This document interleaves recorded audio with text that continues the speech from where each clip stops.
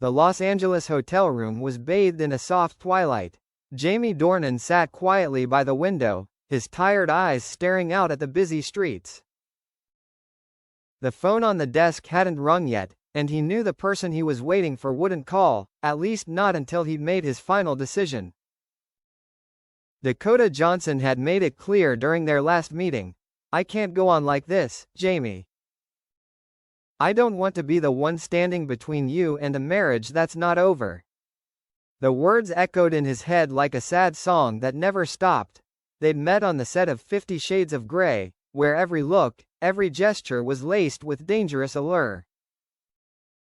But what started as a role had slowly become something real, a bond neither of them had expected.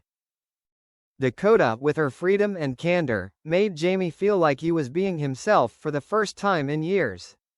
But there was still Amelia Warner out there, the wife who had built a home with him, raised children, and shared the ups and downs of life. Jamie had never thought he would find himself in this situation, between duty and desire, between family and love. That night, Dakota came to see him one last time before flying to New York. She was wearing a long coat, her face no longer radiant as usual. "You know I love you," she said, her voice trembling, "but I can't love someone who is still tied to someone else. When you're truly free, come find me. If not, forget me." Jamie stood there, silent. He wanted to say that things weren't that simple, that divorce wasn't just a piece of paper, but a storm that could sweep away his entire life. But he also knew that Dakota deserved a complete love, without hiding it, not love in the dark. When the door closed, Jamie felt as if the whole world had closed in on him. He looked at the wedding ring on his hand, then took it off and placed it on the table. A small action, but with a terrible weight. The next day, the news sites began to buzz.